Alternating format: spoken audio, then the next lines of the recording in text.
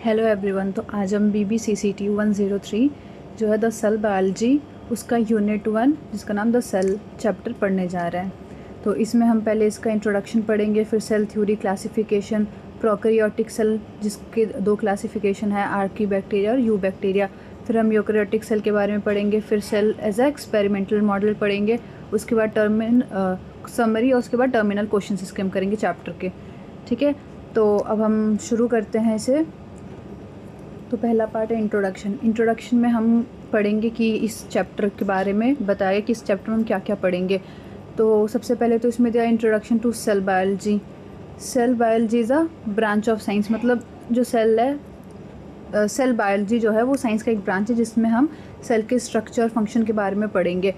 Cell किस किस molecule से बना है उन सब के बारे में पढ़ेंगे। हम सेल को किस किस बेसिस पे क्लासीफाई कर सकते हैं उसके बारे में पढ़ेंगे, उसके साइज़ के बारे में और वो उनके फंक्शंस के बारे में कि किस किस चीज़ के लिए कैपेबल है, वो किस तरीके से रिप्रोड्यूस कर सकता है, कैसे ग्रो कर सकता है। ठीक है, और जो क्लासिफिकेशन है उसे हम दो बेसिस पर डिफ्रेंशिएट करते हैं, प्रोकैरियोट्स और यूकैरियोट्स। और ये होता है न्यूक्लियस के प्रेजेंस और एब्सेंस पे हम इसे डिफ्रेंशिएट करते हैं इन दोनों के बीच में कि उसमें न्यूक्लियस प्रेजेंट है या नहीं है। मेम्ब्रेन बॉन्ड ऑर्गेनेलीज के बेसिस पे हम इन्हें डिफ्रेंशिएट करते हैं। ठीक है, तो आगे हम पढ़ेंगे इनके बारे में कि क्या क्या इसमें होता है और कैसे। तो अब हम पढ़ेंगे सेल थ्योरी के बारे में। तो सेल थ्योरी में क्या दिया गया है, सबसे जो इम्पोर्टेंट लाइन है वो ये है, cell is the basic unit of life. मतलब जितने भी लाइफ है वो जहाँ शुरू होते हैं वो एक सेल से ही शुरू होता है, बिना सेल के कोई लाइफ नहीं है। कोई भी ऑर्गन्स है या टिश्यू हमारे वो सेल से ही बने होते हैं। ठीक है, तो हर ऑर्गेनिज्म सेल से बना होता है। तो किसी भी लाइफ का जो बेसिक यूनिट है वो हमारा सेल है। फिर आगे दिया है कि जो सेल है हम उसे नहीं देख सकते अपने नॉर्मल आई से, उन्हें हम माइक्रोस्कोप की ही हेल्प से देख सकते हैं। जो सेल की साइज़ होती है वो माइक्रोस्कोपिक साइज़ होती है, हमारे इंट्रोडक्शन में मेंशन है।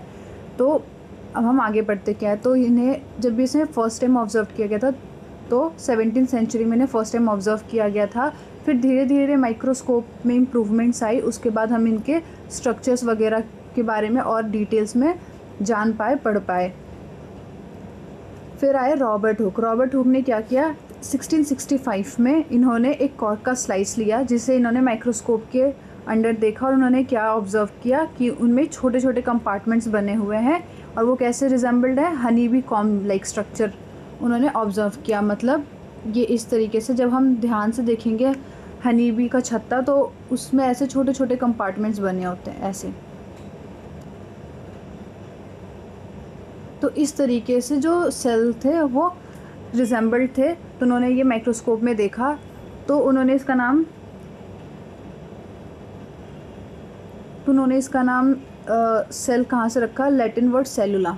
ठीक है, इससे उन्होंने इसका नाम सेल रखा जो कि छोटे छोटे कंपार्टमेंट्स होते हैं। मतलब सेलुला का मीनिंग होता है छोटे टिनी कंपार्टमेंट्स, स्मॉल कंपार्टमेंट्स। तो उन्होंने इसको सेल कहा वहाँ से। और इन्होंने जिस सेल को ढूंढा था वो सेल कैसे थे, वो डेड सेल थे, dead cell wall of cork. ठीक है, ये उसका स्ट्रक्चर गिवन है, ये वाला, ये आप अपने बुक में भी देख सकते हैं।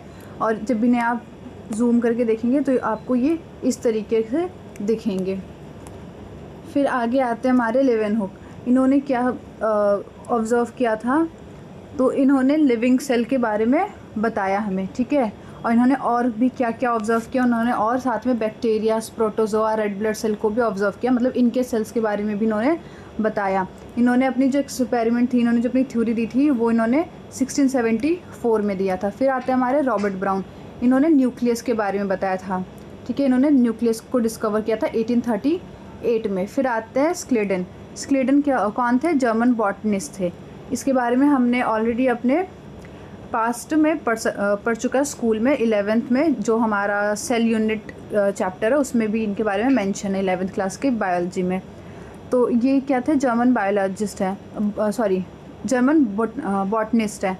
इन्होंने 1838 में अपनी थ्योरी दी थी और इन्होंने क्या बताया था कि सेल जो है वो बेसिक यूनिट है, मतलब लाइफ का बेसिक यूनिट है। और इन्होंने क्या स्टडी बताया था, इन्होंने जो स्टडी किया था वो उन्होंने अलग अलग प्लांट टिश्यू पे स्टडी किया था और इन्होंने बताया था कि जो सेल है वो बेसिक यूनिट है। मतलब जितने भी बने हुए टिश्यूज़ हैं, जितने भी ऑर्गन्स वगैरह हैं वो सारे सेल से ही ओरिजिनेट होते हैं, तो सबका जो बेसिक यूनिट है वो सेल ही है। फिर आते हैं हमारे स्वान ने 1839 में डिस्कवरी अपनी दी थी। उन्होंने क्या डिस्कवर किया था, एनिमल टिश्यू पे इन्होंने अपनी स्टडी करी थी। उन्होंने एनिमल टिश्यू को एग्जामिन किया था और उसके बाद इन्होंने अपनी थ्योरी दी थी, जिसमें जब इन्होंने प्लांट टिश्यू का करा था तब इन्होंने बताया था कि जो सेल है, प्लांट सेल है, इसके ऊपर एक सेल वॉल की लेयर होती है, ठीक है।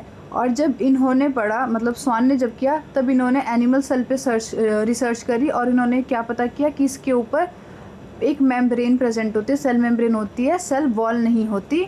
और जो सेल मेम्ब्रेन है वो प्लांट में भी प्रेजेंट होती है, ये भी स्वान ने बताया था। मेम्ब्रेन वाला स्वान ने ही प्लांट और एनिमल दोनों का डिस्कवर किया था, और स्क्लेडन ने सिर्फ सेल वॉल को डिस्कवर किया था, ठीक है। तो इन्होंने एनिमल सेल पे काम किया और इन्होंने सेल मेम्ब्रेन को डिस्कवर किया, और फिर प्लांट में भी सेल मेम्ब्रेन प्रेजेंट होता, वो भी इन्होंने ही बताया था। फिर आते हमारे रुडोल्फ वर्च्यू। इन्होंने क्या, जो मेन था हमारा सेल थ्योरी, उसको इन्होंने फ्रेम किया था। इन्होंने जो अपना एक्सपेरिमेंट किया, इन्होंने जो स्टडी करी, तो इन्होंने क्या उसका रिजल्ट बताया कि जितने भी सेल्स हैं वो कहीं से भी नहीं आते। जो पुराने सेल प्रेजेंट होते हैं उसी से नए सेल बनते हैं, यानी जो पुराना सेल होता है वो खुद को डिवाइड करके आगे अपना डॉटर सेल बनाते हैं, फिर वो आगे डिवाइड करके डॉटर सेल बनाते हैं। तो इस थ्योरी को इन्होंने ओमनी सेलुला ई सेलुला के नाम से बताया था, ठीक है। इसका मतलब होता है, ओमनी सेलुला ई सेलुला का मतलब होता है कि जितने भी नए सेल है वो प्री एग्जिस्टिंग सेल से ही बनते हैं, ठीक है। तो ये फाइनल फ्रेम था सेल थ्योरी का, जो रुडोल्फ वर्च्यू ने दिया था। बाकी जो कंट्रीब्यूशन है सेल थ्योरी में वो स्क्लेडन स्वान का भी है, पर मेन जो फाइनल जो रिजल्ट था वो वर्च्यू ने दिया था, ठीक है। ये देखो, Schwann, Schleiden and Virchow are generally credited for the cell theory. ये उनके पिक्चर्स वगैरह दिए हुए नाम के साथ, ये हुक है, ये लेवन हुक है, ये स्क्लेडन, स्वान और वर्च्यू है, ठीक है। जो सेल थ्योरी का जो रिज़ल्ट है, मेन रिज़ल्ट है, वो यहाँ पे मेंशन किया अलग से कि जो लिविंग ऑर्गेनिज्म है वो एक या एक से ज़्यादा सेल से बने हुए, ठीक है। अगर वो एक सेल से है तो वो यूनिसेलुलर है, और अगर एक से ज़्यादा से हैं तो मल्टी सेलुलर है, ठीक है। Cell is the structural and functional unit of life. जैसे हमने बोला कि जो सेल है वो बेसिक यूनिट है लाइफ का, ठीक है। तो वो स्ट्रक्चर और फंक्शनल यूनिट है, मतलब कि वो खुद अपना सेपरेटली, जैसे जो यूनिसेलुलर होते हैं वो एक सेल से बने होते हैं, तो वो एक अकेला सेल भी अपने सारे फंक्शंस को परफॉर्म करने के लिए कैपेबल होता है, और जो मल्टी सेलुलर होते हैं वो भी, ठीक है। तो जो फंक्शनल और स्ट्रक्चरल यूनिट भी सेल है, ठीक है। फिर क्या है, new cell arise by division of pre existing cell. जो मेन था, हमने जैसे अभी बताया कि वर्च्यू ने दिया था ये मेन थ्योरी, सेल थ्योरी का मेन फ्रेम वर्च्यू ने दिया था, जिसमें कहा था कि जो नए सेल्स बन रहे हैं वो प्री एग्जिस्टिंग, मतलब जो सेल पहले से ही है उन्हीं से नए सेल बन रहे, कहीं और से नहीं आ रहे। तो इसका वही मतलब है कि जो नए सेल बन रहे हैं वो प्री एग्जिस्टिंग सेल से ही बन रहे हैं, ठीक है। फिर आता है ये लाइन, ये they arose almost 3.5 year ago on earth. तो जब पहली लाइफ आई, जब सिंगल सेल्ड पहले आए लाइफ पर, तो ये सबसे पहले तो जो सबसे पहली लाइफ थी जो अर्थ पे आई थी वो सिंगल सेल्ड की आई थी। ये एनारोबिक एनवायरनमेंट में रह सकते थे, ठीक है।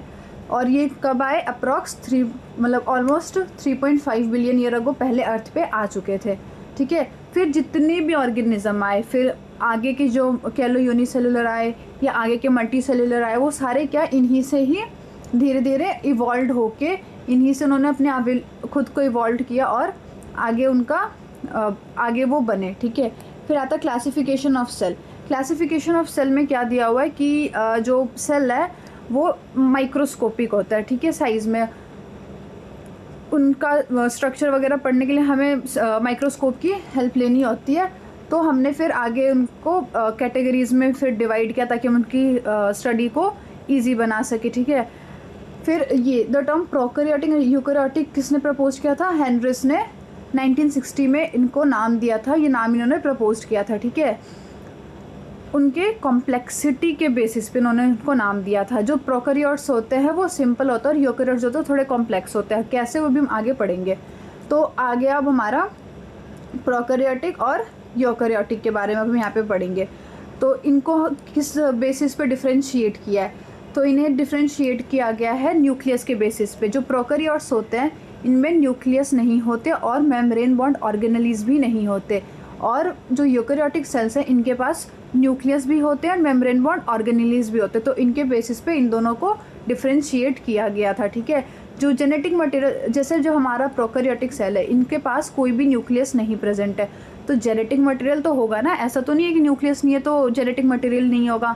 तो जेनेटिक मटेरियल जो है प्रोकैरियोट्स का, ठीक है, वो साइटोप्लाज्म में ही पड़ा होता है, और वो जैसे ये हमारा प्रोकैरियोटिक सेल है, ठीक है, तो इसका जेनेटिक मटेरियल साइटोप्लाज्म में ही पड़ा होता है।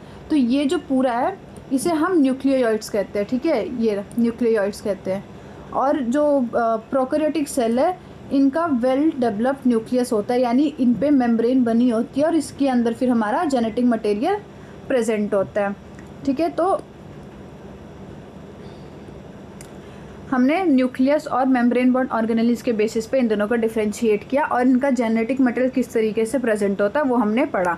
आज के टाइम पे जितने भी एनिमल्स और प्लांट्स हैं वो सारे क्या हैं, हमारे यूकेरियोट्स है, ठीक है। जितने भी प्लांट, जितने भी एनिमल्स हैं सारे यूकेरियोट्स, मतलब वो कॉम्प्लेक्स, उनकी जो सेल स्ट्रक्चर वो कॉम्प्लेक्स है, ठीक है, प्रोकैरियोटिक के मुकाबले जो हमारे यूनिसेलुलर होते हैं वो। और ये सारे क्या है, मल्टी सेलुलर है। यहाँ पे हमें डायग्राम दिया हुआ है, ये हमारा प्रोकैरियोटिक सेल है और ये हमारा यूकेरियोटिक सेल है। देखने से पता लग रहा है कि कितना सिंपल और कितना कॉम्प्लेक्स, इसमें कितना कुछ है। इसमें सिंपली ज़्यादा कुछ नहीं, बस राइबोसोम और हमारा जेनेटिक मटेरियल है, ठीक है। तो जो हमारा जेनेटिक मटेरियल है तो वो हमारे क्रोमोसोम्स होते हैं, ठीक है। तो यहाँ पे दिया है कि ये जो हमारे क्रोमोसोम्स है ये बस ऐसे थ्रेड लाइक स्ट्रक्चर होते हैं क्रोमोसोम्स, ये ऐसे ही हमारे साइटोप्लाज्म में प्रेजेंट है। और ये जो गुच्छा यहाँ पे हमें दिख रहा है यही हमारा न्यूक्लियोइड्स है। कहाँ प्रेजेंट है, साइटोप्लाज्म में। ये जो दिख रहा है ये सारे हमारा साइटोप्लाज्म है। ये जो ब्लू ब्लू छोटे छोटे दिख रहे हैं ये हमारे क्या है, राइबोसोम्स है। राइबोसोम्स जो है वो दोनों में ही प्रेजेंट होते हैं, प्रोकैरियोट्स में भी और यूकेरियोट्स में भी, ठीक है। अब इसमें ध्यान से देखो तो ये जो अंदर वाला, ये जो डार्क ग्रीन का दिख रहा है ये हमारा प्लाज्मा मेम्ब्रेन है, और ये जो आउटर लाइन है ये हमारा सेल वॉल है, ठीक है। फिर आते हैं हम यूकेरियोटिक सेल पे। यूकेरियोटिक सेल में क्या है, ये वाला जो स्ट्रक्चर है ये हमारा माइटोकॉन्ड्रिया। माइटोकॉन्ड्रिया क्या है, हर कोई जानता है, power house of the cell, ठीक है। फिर ये हमारा आ गया न्यूक्लियस, ये है न्यूक्लियस का वॉल, इसे न्यूक्लियस मेम्ब्रेन कहते हैं, ठीक है। तो ये वेल डेवलप्ड न्यूक्लियस है, और ये जो है ये हमारा जेनेटिक मटेरियल है जो कि न्यूक्लियस के अंदर प्रेजेंट है। ये जो छोटे छोटे देख रहे हैं ब्लैक कलर के डॉट्स ये हमारे राइबोसोम्स हैं, ठीक है, राइबोसोम्स है। ये ब्लू वाला जो है ये हमारा लाइसोसोम्स है, ठीक है। और ये जो ये वाला जो स्ट्रक्चर देख रहे हैं ये एंडोप्लाज्मिक रेटिकुलम का है। ये सारे जो स्ट्रक्चर है वो एंडोप्लाज्मिक रेटिकुलम का है। और ये जो है ये हमारा गोल्जी बॉडी है, ठीक है। तो इसमें जो देख रहे हैं आप कि छोटे छोटे ये जो राइबोसोम्स है ये एंडोप्लाज्मिक रेटिकुलम से जुड़े हुए हैं, तो ये इसे रफ एंडोप्लाज्मिक रेटिकुलम बनाते हैं। अगर राइबोसोम्स एंडोप्लाज्मिक रेटिकुलम से जुड़े हुए हैं तो वो रफ एंडोप्लाज्मिक रेटिकुलम बनाते हैं, और अगर वो उससे जुड़े हुए नहीं हैं तो मतलब विदाउट राइबोसोम अगर एंडोप्लाज्मिक रेटिकुलम प्रेजेंट है तो उसे हम स्मूथ एंडोप्लाज्मिक रेटिकुलम कहते हैं, ठीक है। तो ये हो गया इसके स्ट्रक्चर के बारे में। अब आगे फिर हम प्रोकैरियोट्स और यूकेरियोट्स के बारे में पढ़ेंगे, उनके भी सब क्लासेस के बारे में पढ़ेंगे, उनको कैसे कैसे डिफ्रेंशिएट किया गया है। तो अब हम पढ़ेंगे प्रोकैरियोट्स। तो प्रोकैरियोट्स को दो क्लासेस में डिवाइड किया गया है, ठीक है। किसके बेसिस पे, आरएनए के सीक्वेंसेस पे इन्हें डिवाइड किया गया है, ठीक है। तो जितने भी लिविंग ऑर्गेनिज्म है उनको 3 डोमेन सिस्टम में 3 ग्रुप्स में डिवाइड किया गया है। कौन कौन से ग्रुप में, बैक्टीरिया, आर्कीबैक्टीरिया और यूबैक्टीरिया, ठीक है। ये सारे क्या है एक दूसरे के साथ फाइलोजेनेटिक रिलेशनशिप शो करते हैं, ठीक है। मतलब क्या है, ये किसी एक ही जगह से सारे ओरिजिनेट हुए पर आगे जा के जो है डाइवर्स हो गए, ठीक है। तो अब यहाँ पे एक ट्री दिया हुआ है हमारा, तो हम इसमें पढ़ेंगे इनके बारे में। ये बैक्टीरिया, आर्कीबैक्टीरिया और यूकेरियोटा का दिया हुआ है, ठीक है। यहाँ पे कुछ एग्जांपल्स, उसके कैरेक्टरिस्टिक्स, ठीक है, उसके बारे में दिया हुआ है। जैसे ये मतलब वो किस क्लास से बिलोंग करता है, सब कुछ।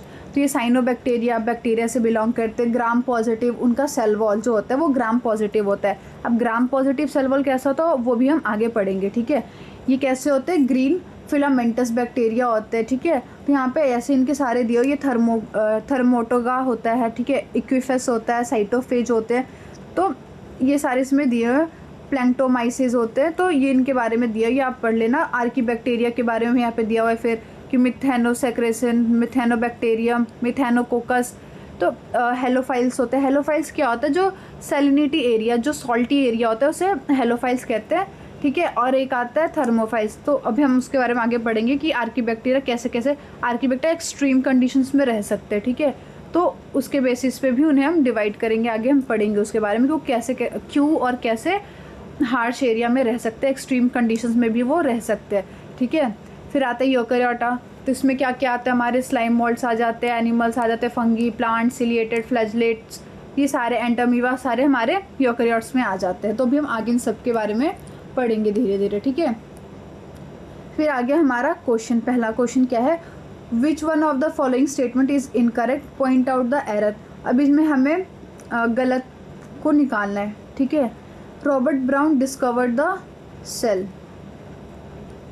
तो इसमें हमें ट्रू फॉल्स बताना है मेनली कि कौन से सेंटेंस सही है और कौन से गलत है। तो अब हम शुरू करते करना कौन सा ट्रू कौन सा फॉल्स है, मैं साथ ही के साथ सारे क्वेश्चन आंसर्स भी कराते जाऊंगी। तो अब हम शुरू करते हैं। तो क्या है, Robert Brown discovered the cell.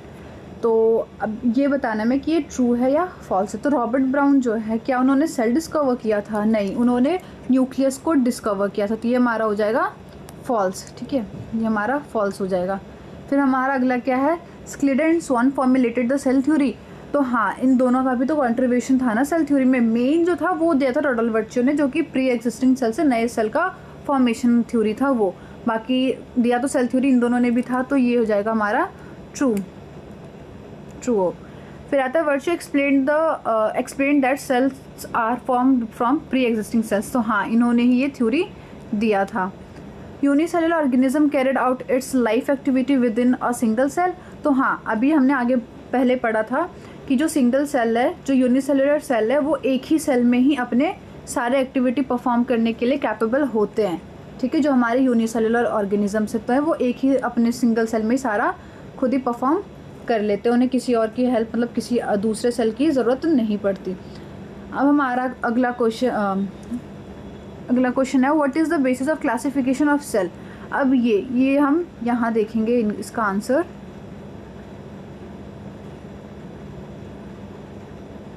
ये क्लासिफिकेशन ऑफ सेल, तो इसमें जो हमने यहाँ पे पढ़ा कि प्रोकैरियोट्स और यूकैरियोट्स को हमने किस बेसिस पे क्लासीफाई किया, फिर आगे हमने प्रोकैरियोट्स को किस बेसिस पे क्लासीफाई किया फर्दर, वो फिर ये जो टर्म है वो किसने प्रपोज किया था, ठीक है। बस यही सब हमें इसमें लिखना, तो ये हम पहले ही पढ़ चुके हैं इसके बारे में।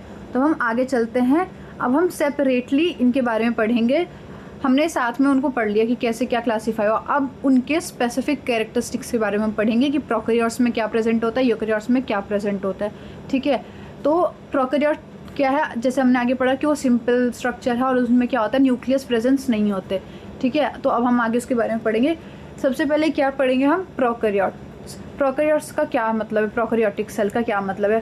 प्रो मतलब होता है बिफोर, ठीक है, बिफोर, और कार्यो मतलब होता है न्यूक्लियस।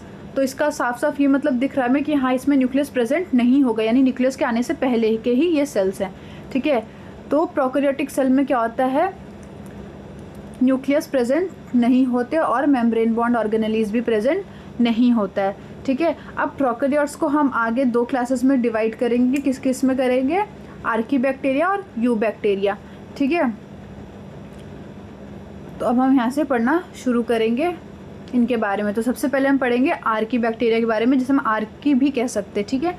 तो आर्की का क्या मतलब हुआ, एंशियंट वन, ठीक है, मतलब पुराना, ठीक है। तो जो सबसे पहले लाइफ आई थी अर्थ पे वो इन्हीं की आई थी, यानी जो आर्की है वो सबसे पहले अर्थ पे आए थे। जो हमने आगे पढ़ा था ना कि यूनिसेलुलर वाले थे ऑर्गेनिज्म जो सबसे पहले अर्थ पे आए थे, ठीक है, और वो कितने आए थे, ऑलमोस्ट 3.5 ईयर्स अगो, ठीक है। तो वो यही वाले थे, आर्की ही थे जो सबसे पहले आए थे, 3.5 बिलियन ईयर पहले अर्थ पे आए थे, ठीक है। First form of life on earth, ठीक है। ये क्या है, सिंगल सेल्ड है और फिलामेंटस भी हो सकते हैं, ठीक है। ये फिर आगे हम पढ़ेंगे ये प्रोकैरियोट्स के पास ट्रू न्यूक्लियस नहीं होता, मेम्ब्रेन बॉन्ड ऑर्गेनेलीज नहीं होता, और इनका जो जेनेटिक मटेरियल है वो डीएनए होता है, ठीक है। और ये किस किस प्रोसेस से डिवाइड कर सकते हैं, किस किस के थ्रू डिवाइड कर सकते हैं, ये बाइनरी फिजन, बॉन्डिंग, फ्रेगमेंटेशन और भी अलग अलग तरीक़ों से ये खुद को डिवाइड कर सकते हैं। जो आर्की होती है एक्सट्रीमली डाइवर्स मॉर्फोलॉजी हैबिटेट में रह सकते हैं। इनका जो रिप्रोडक्शन है वो भी बहुत डाइवर्स है, फिजियोलॉजी भी इनकी डाइवर्स है, ठीक है। तो मैंने पहले ही बताया था आपको कि जैसे जो आर्की बैक्टीरिया, जब हम फाइलोजेनेटिक ट्री पढ़ रहे थे तब, कि जो आर्की बैक्टीरिया है वो एक्सट्रीम कंडीशंस में भी सर्वाइव कर सकते हैं, ठीक है। काफ़ी हार्श कंडीशंस में भी ये रह सकते हैं और रहते हैं, ठीक है। अब इनके शेप के बारे में दिया है, स्पाइरल रॉड शेप, ठीक है, स्फेरिकल रॉड शेप, स्पाइरल और इरेगुलर, इवन प्लियोमॉर्फिक। प्लियोमॉर्फिक का मतलब होता है जिनके ऊपर सेल वॉल नहीं होता, ठीक है। तो अब आगे इनके कुछ एग्जांपल्स दिए हुए हैं, ठीक है, और इनके स्ट्रक्चर, इनके फिगर दिए हुए हैं, ठीक है। ये आर्की बैक्टीरिया के मॉर्फोलॉजिकल वेरिएशंस को शो कर रहे हैं। अब many of them can survive under extreme condition, बोला कि ये रह भी सकते हैं और रहते भी हैं। तो बहुत सारे जो हैं वो एक्सट्रीम कंडीशंस में रहते हैं। अब वो एक्सट्रीम कंडीशंस कैसी कैसी हो सकती है, वो हो सकता है high temperature, low pH, high salt, high alkali, और combination of more than one of these physical conditions, ठीक है। तो जो हमारे आर्की बैक्टीरिया है वो हार्श कंडीशन में रह सकते हैं, और मतलब एक तो सेपरेटेड भी रह सकते हैं कि हाँ सिर्फ वो सॉल्टी एरिया में है, या सिर्फ हाई टेम्परेचर में है, लो पीएच में है, या फिर वो एक से ज़्यादा कॉम्बिनेशन। मतलब ऐसा भी हो सकता है कि ये जितने भी यहाँ पे दिए इनमें से 2 से 3 ऐसी चीज़ें इकट्ठी एक जगह प्रेजेंट हो, वो वहाँ पे भी रह सकते हैं। मतलब एक से ज़्यादा कॉम्बिनेशंस के साथ भी वो रह सकते हैं, इन सारे हार्श कंडीशंस के कॉम्बिनेशन से। अब वो ऐसे एक्सट्रीम कंडीशन में सर्वाइव करते हैं, ठीक है, इसलिए उन्हें हम क्या कहते हैं, एक्सट्रीमोफाइल्स भी कहते हैं। क्यों? क्योंकि वो एक्सट्रीम कंडीशंस में रह सकते हैं। अब यहाँ पे एक अच्छा पहले ये है यहाँ पे दिया हुआ कि जो इनमें से कुछ जो बैक्टीरिया है वो ह्यूमन के भी काम आते हैं, ठीक है। अब कुछ जो बैक्टीरिया है वो ऑक्सीजन डिपेंडेंस होता है, ठीक है, और ऑक्सीजन डिपेंडेंस होते हैं। कुछ एरोबिक होते हैं और कुछ एनारोबिक होते हैं, ठीक है। तो एरोबिक का क्या मतलब है, जो कि ऑक्सीजन पे डिपेंड कर रहे हो, मतलब ऑक्सीजन के थ्रू ही वो सर्वाइव कर सकते हैं। और एनारोब जो होते हैं वो ऑक्सीजन के एब्सेंस में रहते हैं, ठीक है। अब ऑब्लिगेट और फैकल्टेटिव एनारोब्स क्या है, तो ऑब्लिगेट एनारोब्स वो होते हैं जो कि बिल्कुल ही जहाँ पे ऑक्सीजन नहीं है वो बस वहीं पे रह सकते हैं, ठीक है, यानी एब्सेंस में ही रहेंगे, ऑक्सीजन के एब्सेंस पे ही सर्वाइव कर सकते हैं। पर जो फैकल्टेटिव है वो कंडीशंस के हिसाब से खुद को इवॉल्व कर सकते हैं। अगर ऑक्सीजन एब्सेंस है तो वो रहेंगे, वो फैकल्टेटिव एनारोब्स है। पर अगर उनको ऑक्सीजन मिल रहा हो और ऐसा है कि जैसे वो एब्सेंस के लिए है पर वो फिर भी ऑक्सीजन के प्रेजेंस में चले जाए, तो वो वहाँ पे भी सर्वाइव कर लेंगे, ठीक है। फिर यहाँ पे कुछ एक्सट्रीमोफाइल्स दिए हुए हैं, ठीक है, मतलब कि आर्की बैक्टीरिया के दिए हुए हैं, हेलोफाइल्स, थर्मोफाइल्स, ठीक है। तो ये सारे यहाँ पे दिए, तो और ये उनके एग्जाम्पल्स है, किस कंडीशन में वो रह सकते हैं, ठीक है। तो वो उनका कैसा कंडीशन होता है, मतलब सॉल्ट है तो कितना होगा, क्या उनका ऑप्टिमम टेम्परेचर वगैरह, पीएच वगैरह है, ठीक है, ये सारा दिया हुआ है। और इनके कैरेक्टरिस्टिक है कि किस वजह से वो वहाँ पे रह सकते हैं, ये यहाँ पे दिया हो, तो एक बार आप ये टेबल देख लीजिएगा, ठीक है। फिर हम आगे पढ़ते हैं कि जो इनका सेल वॉल है वो बैक्टीरिया से अलग होता है। क्यों? क्योंकि इनके जो सेल वॉल में है वो म्यूरेमिक एसिड और डीएमिनो एसिड दोनों ही प्रेजेंट नहीं होते। अब हमने आगे पढ़ा था ना कि वो ग्राम पॉजिटिव वाला, तो अब यहाँ पे हम पढ़ेंगे कि ग्राम पॉजिटिव क्या होता है, ग्राम नेगेटिव क्या होता है, ठीक है। तो जो ग्राम पॉजिटिव होता है वो आर्की बैक्टीरिया, मतलब जो आर्की बैक्टीरिया के पास ग्राम पॉजिटिव होते हैं सेल वॉल, और उन क्या होता है उनके पास सीडो म्यूरेन होता है, ठीक है। ये क्या है, मिथेनोबैक्टीरिया में मिलता है, ठीक है। और जो दूसरे हैं उनका सेल वॉल कैसे किससे बना होता है, हेट्रोपॉलीसेकेराइड्स से बना होता है, ठीक है। ये किस में मिलता है,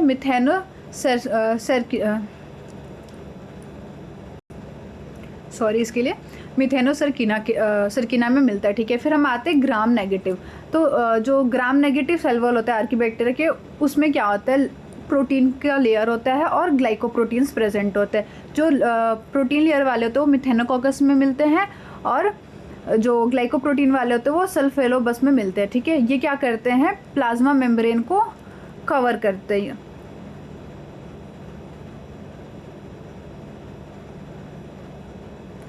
ठीक है। अब इसमें क्या, जो ये हमने यहाँ पे पढ़ा था, ये म्यूरेमिक एसिड, ठीक है। तो जो म्यूरेन है ये दोनों में से किसी में भी प्रेजेंट नहीं होता। मतलब पेप्टाइडोग्लाइकन, ठीक है। ये किसी में भी प्रेजेंट नहीं होता, किसमें ग्राम पॉजिटिव और ग्राम नेगेटिव इन दोनों में से किसी भी सेल वॉल में ये प्रेजेंट नहीं होता। जो ग्राम पॉजिटिव है उसमें सीडो होता है और जो नेगेटिव है उसमें तो होता ही नहीं है, ठीक है। तो हम आगे इसके बारे में पढ़ेंगे कि जो आर्कीबैक्टीरिया ये कैसे सर्वाइव कर पाते हैं हार्श कंडीशन में। तो अब हम इसके बारे में पढ़ते हैं। तो ये क्या करते हैं कि वो उन्हें अडेप्ट कर लेते हैं, किसके उससे, इनके जो मेम्ब्रेन है उसमें लिपिड्स शो करते हैं जो कि उन्हें हार्श कंडीशन में सर्वाइव करने में हेल्प करते हैं। वो कैसे होते हैं, लॉन्ग चेन ब्रांच होते हैं, ठीक है। हाइड्रोकार्बन उससे अटैच्ड होते हैं और उनके पास ग्लिसरॉल बैकबोन लिंक्ड होते हैं किसके, ईथर की हेल्प से, ठीक है। और एस्टर के भी लिंकेज, मतलब किसी में ईथर का होता है किसी में एस्टर का होता है। अभी आगे हम पढ़ेंगे उसके बारे में, यहाँ पे उसका पूरा स्ट्रक्चर दिया तो किस में ईथर लिंकेज प्रेजेंट होता है, किस में एस्टर लिंकेज प्रेजेंट होता है, अभी हम आगे देख लेंगे।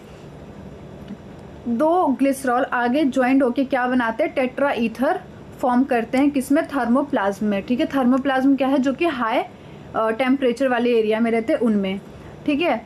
उसके बाद क्या है, इनके पास पोलर लिपिड्स जो कि फॉस्फोलिपिड और ग्लाइकोलिपिड्स होते हैं, या नॉन पोलर लिपिड्स जो कि स्क्वेलिन से डेराइव्ड होते हैं, ठीक है। ये भी प्रेजेंट होते हैं। मेम्ब्रेन में भी ऑर्गेनाइज्ड एज बाइलेयर, मोनोलेयर और मिक्सचर।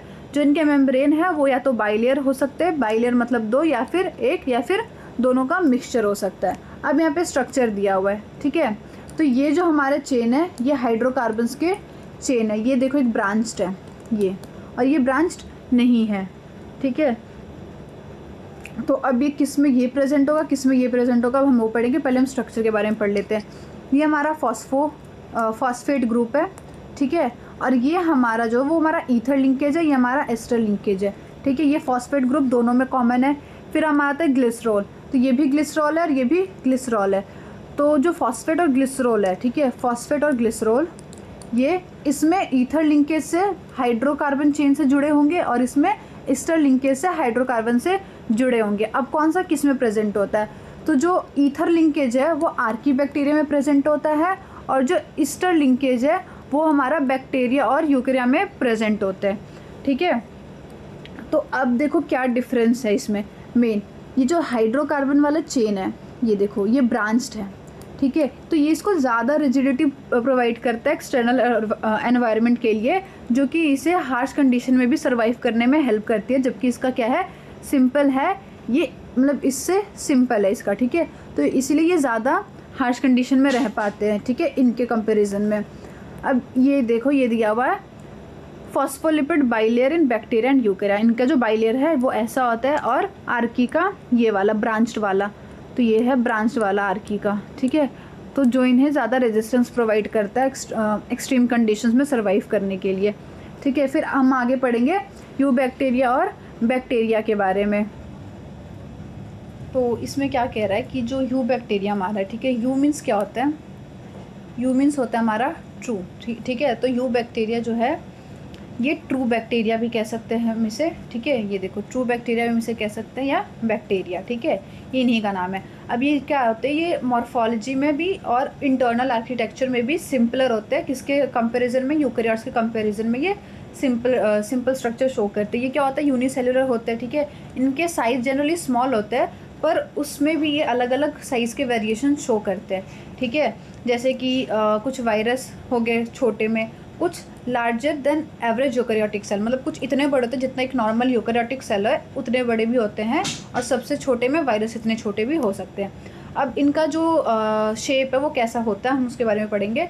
तो वो जनरली क्या होते हैं, रफ स्फेरिकल होते हैं, कैसे कॉकस की तरह, ठीक है। और कुछ जो होते हैं वो इलांगेटेड रॉड्स लाइक स्ट्रक्चर, जैसे कि बैसिलस लाइक स्ट्रक्चर वो शो करते हैं, ठीक है।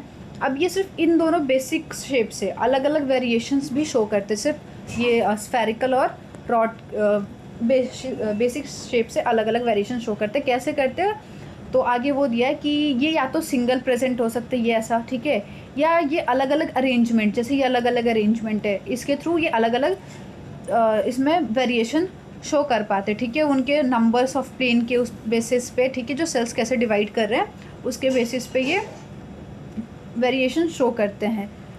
और ये क्या है, डिवाइड जो है number of planes of cell divide and they remains other मतलब क्या है, अदर मतलब अटैच, ठीक है, वो एक दूसरे से कैसे जुड़े हुए। जैसे ये क्या है, एक चेन बना रहा है, ठीक है, ये ऐसे जुड़ा हुआ।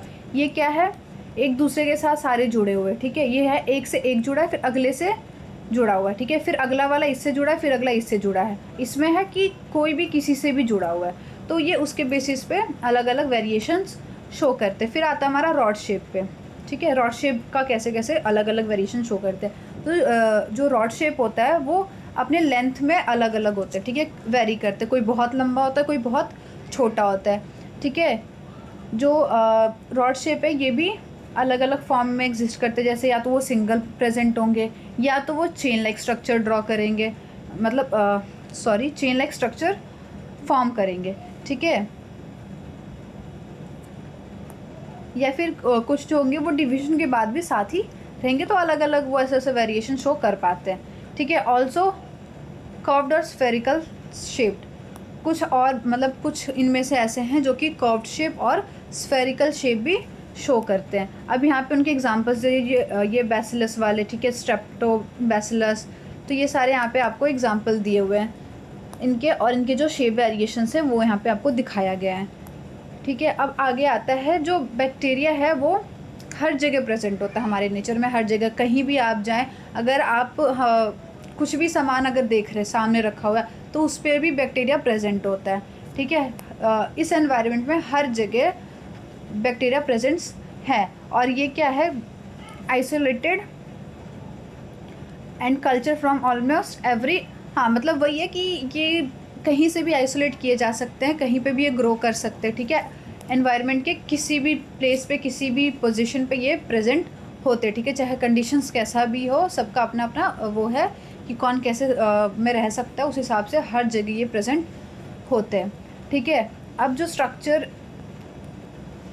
अब हम जो बैक्टीरिया उसके स्ट्रक्चर्स के बारे में डिटेल्स में पढ़ेंगे, किस में क्या प्रेजेंट होता है, किस में और क्या नहीं प्रेजेंट होता करके। अब हम आगे देखेंगे इनके बारे में। तो ये जो देख रहे हैं आप, ये इसका क्या है, साइटोप्लाज्म है, ठीक है, बैक्टीरिया का साइटोप्लाज्म है। ये जो आपको टेल से दिख रही है ये है फ्लैजेलम। ये क्या करती है, मूवमेंट में हेल्प करती है, बैक्टीरिया के मूवमेंट में हेल्प करती है। ये जो इनर लाइन है, ये वाला लाइन, ये हमारा मेम्ब्रेन लाइन है, यानी सेल मेम्ब्रेन है। ये जो ब्लैक डॉट्स है ये हमारा राइबोसोम्स है। ये जो दिख रहा है थ्रेड लाइक स्ट्रक्चर, ये हमारा क्रोमोसोम है, ये हमारा डीएनए है बैक्टीरिया का, और यही इसका जेनेटिक मटेरियल है, ठीक है। अब ये ऐसे ही पड़ा है, अब जैसे कि ये प्रोकैरियोटिक से बिलोंग करता है, ठीक है, तो इसमें भी न्यूक्लियस नहीं होगा, तो ये हमारा क्या हो गया, न्यूक्लियोइड रीजन हो गया, ठीक है। ये जो देख रहे हैं आप, ये इर्रेगुलर वाला, ये हमारा सेल वॉल है, ठीक है। और ये जो ब्लू कलर का ये है कैप्सूल। कैप्सूल की मदद से क्या करता है, वो इन्हें हार्श कंडीशन में भी रहने में हेल्प करता है, ठीक है, कि ये कैसे कंडीशन में रह रहे हैं उसके हिसाब से, चाहे कैसे भी में, ये इन्हें प्रोटेक्ट करता है, इन्हें रेजिस्टेंस प्रोवाइड करता है, ठीक है, कैप्सूल की हेल्प से।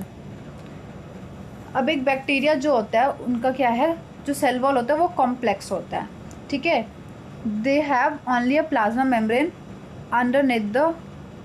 underneath it and are characterized by absence of membrane bond organelles। अब इसमें क्या है कि उसके पास कॉम्प्लेक्स सेल वॉल होते हैं और उसके अंदर सिर्फ और सिर्फ एक प्लाज्मा मेम्ब्रेन प्रेजेंट होती है, जैसा कि हमने देखा। ये इर्रेगुलर शेप का जो है ये कॉम्प्लेक्स सेल वॉल है, और इसके अंदर क्या प्रेजेंट है, सिर्फ एक सेल मेम्ब्रेन प्रेजेंट है। साफ करके दोबारा दिखा देती हूँ। हाँ, तो ये जो हमारा ये कॉम्प्लेक्स सेल वॉल है, और उसके अंदर क्या प्रेजेंट है, सिर्फ सेल मेम्ब्रेन प्रेजेंट है, ठीक है। और उसके बाद क्या होता है, जो उसका जेनेटिक मटेरियल है वो इर्रेगुलरली शेप्ड रीजन में प्रेजेंट होता है, मतलब कि वो उसका कुछ डिफाइन शेप नहीं है, वो कैसे भी प्रेजेंट हो सकता है, वो ऐसे भी प्रेजेंट हो सकता है, वो ऐसे भी प्रेजेंट हो सकता है। तो इर्रेगुलर शेप में उसका जेनेटिक मटेरियल प्रेजेंट होता है, जिसे हम क्या कहते हैं, न्यूक्लियोइड्स कहते हैं, ठीक है। इसका जो साइटोप्लाज्म है उसके पास राइबोसोम्स हैं, ठीक है, ये हमने पढ़ा था, ये राइबोसोम्स, ठीक है, ये राइबोसोम्स। तो ये राइबोसोम्स 70s राइबोसोम्स होते हैं, ठीक है।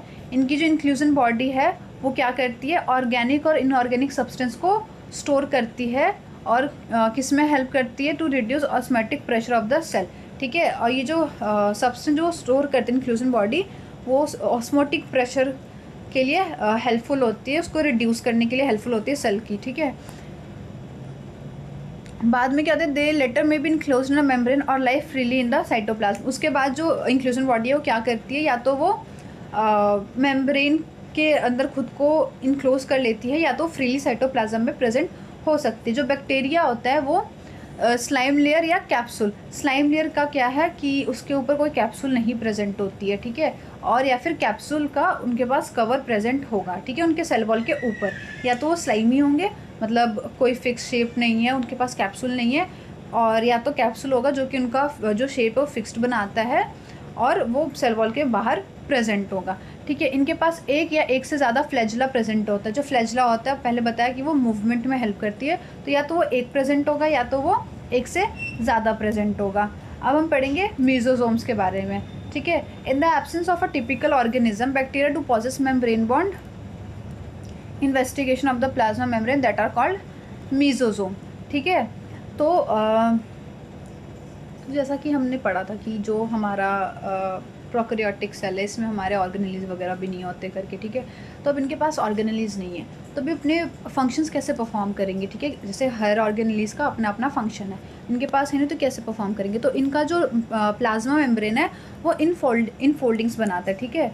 तो जो प्लाज्मा मेम्ब्रेन है वो इन फोल्डिंग्स बनाता है और उन इन फोल्डिंग्स के थ्रू ये क्या करते हैं, अपना प्रोसेस आगे कंटिन्यू करते हैं, अपना फंक्शंस परफॉर्म करते हैं, ठीक है।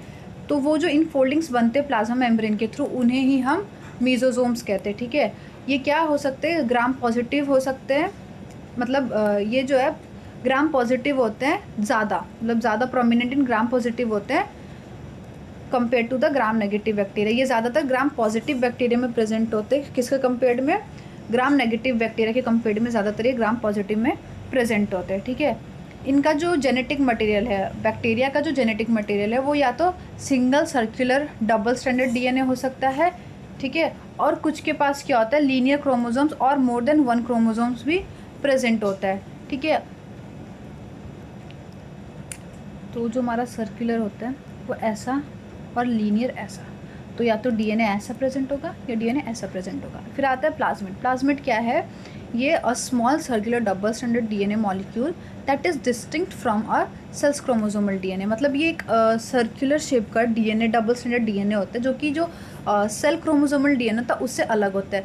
ये किस चीज़ में हेल्प करता है, ये एंटीबायोटिक रेजिस्टेंस प्रोवाइड कराता है, ठीक है, बैक्टीरिया को, और ये पैथोजेनिक इन्हें बनाता है, ठीक है। बैक्टीरिया कैसे डिवाइड करते हैं, तो bacteria multiply by binary fusion, have a short generation time. मतलब ये बाइनरी फ्यूजन के थ्रू खुद को डिवाइड करते हैं और इनका जो टाइम होता है डिवाइड करने का जो टाइम होता है, मल्टीप्लाई करने का जो टाइम होता है वो कम होता है। मल्टीप्लाई मीन्स अगर वो एक है तो ये एक से दो बन गए, ठीक है, फिर आगे दो से ये आगे ये दो बनाएगा और ये आगे दो बनाएगा तो ये फिर दो से चार बन गए, ठीक है। तो इस तरीके से मल्टीप्लाई करते हैं, तो इनका जो जनरेशन टाइम है वो कम है। अब एग्जाम्पल में दिया हुआ है ई कोलाई का, ठीक है, तो इसका कितना होता है 20 मिनट्स में ये मल्टीप्लाई करता है ऑप्टिमल कंडीशन के अंदर, ठीक है। मतलब अगर कंडीशन इनके फेवर में है तो उस कंडीशन में ये 20 मिनट के अंदर डिवाइड मल्टीप्लाई कर जाता है, ठीक है, डिवाइड नहीं मल्टीप्लाई कर जाता है। फिर अब आगे हम पढ़ेंगे bacterial cell wall have peptidoglycan. अब ऐसे बैक्टीरियल सेल के बारे में पढ़ेंगे जिसके पास पेप्टाइडोग्लाइकन्स होते हैं, ठीक है। ये क्या है, common constituent in all bacteria. ये जितने भी बैक्टीरिया उसमें कॉमनली पाए जाते हैं। ये जो पेप्टाइडोग्लाइकन है ये कॉमन कॉम्पोनेंट है सेल वॉल के बैक्टीरिया के, ठीक है। तो अब हम आगे पढ़ेंगे कि जो इसका सेल वॉल है वो ग्राम रिएक्शन के बेसिस पे कैसे कैसे वेरी करता है, ठीक है। ग्राम रिएक्शन मतलब ग्राम पॉजिटिव और ग्राम नेगेटिव के बेसिस पे कैसे ये वेरी करता है, पेप्टाइडोग्लाइकन कैसा प्रेजेंट होता है। तो जो ग्राम पॉजिटिव बैक्टीरिया उसमें जो पेप्टाइडोग्लाइकन है ये मल्टी लेयर में प्रेजेंट होती है, ठीक है, मतलब एक से ज़्यादा लेयर में प्रेजेंट होगी। और उसके पास क्या होगा, एक नेगेटिवली चार्ज शुगर फॉस्फेट भी प्रेजेंट होगा, ठीक है, शुगर फॉस्फेट पॉलीमर प्रेजेंट होगा। फिर आता है ग्राम नेगेटिव। ग्राम नेगेटिव में क्या होता है, थिन पेप्टाइडोग्लाइकन होती है जिसकी thickness less than 10% of valvate होता है, ठीक है। और ये क्या कहाँ होता है, आउटर मेम्ब्रेन मेडअप ऑफ, इसका जो बाहरी का मेम्ब्रेन होगा वो कैसे बना होगा, वो लाइपोपॉलीसेकेराइड से बना होगा, ठीक है।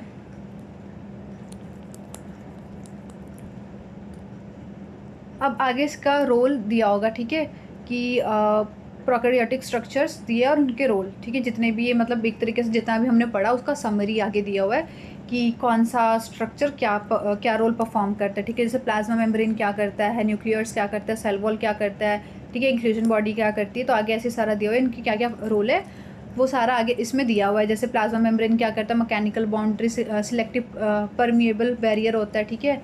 तो ये सारे दिए, जो न्यूक्लियर्स है वो साइट ऑफ क्रोमोसोम लोकेशन है, न्यूक्लियर जहाँ पे मतलब जो हमारा डीएनए प्रेजेंट था ना, जेनेटिक मटेरियल जहाँ पे सेल वॉल नहीं था, मतलब सॉरी न्यूक्लियर मेम्ब्रेन नहीं था, तो वहाँ पे जो इरेगुलर रीजन था जहाँ पे हमारा जेनेटिक मटेरियल प्रेजेंट था, तो वही क्रोमोसोमल लोकेशन, ठीक है। फिर सेल वॉल क्या करती है, तो वो सेल का शेप और प्रोटेक्शन में हेल्प करती है, ठीक है।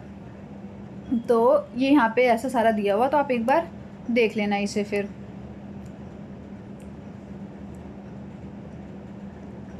तो अब हम पढ़ेंगे आगे कि जो बैक्टीरिया है वो कार्बन नाइट्रोजन मेटाबॉलिज्म और ऑक्सीजन के डिपेंडेंस से भी वेरी करते, डाइवर्जन शो करते, ठीक है। अब वो कैसे कैसे उनमें क्या डाइवर्जेंस है, अब वो हम देखते हैं। तो वो एनारोबिक कंडीशन, ऑब्लिगेट एनारोब्स भी हो सकते हैं, फैकल्टेटिव एनारोब्स भी हो सकते हैं। यहाँ पे उसके एग्जांपल दिया हुआ है, ठीक है, कि ऑब्लिगेट एनारोब्स कौन से, क्लॉस्ट्रीडियम पेस्ट्यूरेनियम, ठीक है, पेस्टोरियनम। फिर है फैकल्टेटिव एनारोब्स एस्कार्शिया कोलाई, ठीक है, एस्कार्शिया कोलाई। फिर आता है ऑब्लिगेट एरोब्स जो कि ऑक्सीजन के प्रेजेंस में होता है सिर्फ, ठीक है, एजोटोबैक्टर विन, एक मिनट, तो ऑब्लिगेट एनारोब्स, ठीक है, उसके एग्जांपल्स दिए हुए। फिर ये आता है साइनोबैक्टीरिया, ठीक है। तो साइनोबैक्टीरिया क्या होते हैं, नॉस्ट्रक और एनाबेना, ये क्या करते हैं, ये ऑब्लिगेट एरोब्स है और ये नाइट्रोजन फिक्सेशंस में हेल्प करते हैं, ठीक है। ये क्या करते हैं, कार्बन डाइऑक्साइड को फिक्स करते हैं सोयल में, जैसे हायर प्लांट्स करते हैं, ठीक है। उसके बाद जो कुछ बैक्टीरियाज हैं, ठीक है, वो क्या होता है, हेटरोट्रॉप्स। हेटरोट्रॉप्स मतलब जो कि अपने खाने के लिए किसी और पे डिपेंड कर रहे हो, ठीक है। तो इस सेक्शन में ज़्यादा कुछ दिया हुआ नहीं है, आप एक बार खुद से पढ़ लेना। तो हम आगे इस क्वेश्चन पे आते हैं, ठीक है, क्वेश्चन सॉल्व करते हैं। आगे क्या क्वेश्चन दिया हुआ है, the most primitive organism on the earth is archaebacteria. The genetic material DNA of prokaryotic cell occurs in the form of dash in the cytoplasm nucleoids, ठीक है। तो जो डीएनए मटेरियल्स है प्रोकैरियोट्स में कैसे प्रेजेंट होता है, तो न्यूक्लियोइड्स के फॉर्म में होता है, ठीक है। Some bacteria form dash to overcome environmental stress, endospores, endospores बनाते हैं ताकि वो एनवायरमेंटल स्ट्रेस को ओवरकम कर सके। Thermophiles are bacteria that can survive at dash temperature, high temperature, ठीक है, हाई टेम्परेचर पे जो रह सके उन्हें थर्मोफाइल्स कहते हैं। While physiologic साइक्रोफाइल्स can live in dash environment, तो ये रह सकते हैं हमारे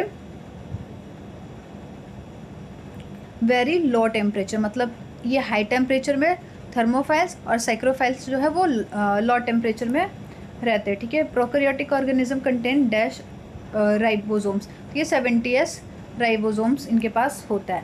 फिर इसमें हमें ट्रू और फॉल्स बताना है। तो Gram reaction is due to difference in plasma membrane composition of bacteria, false.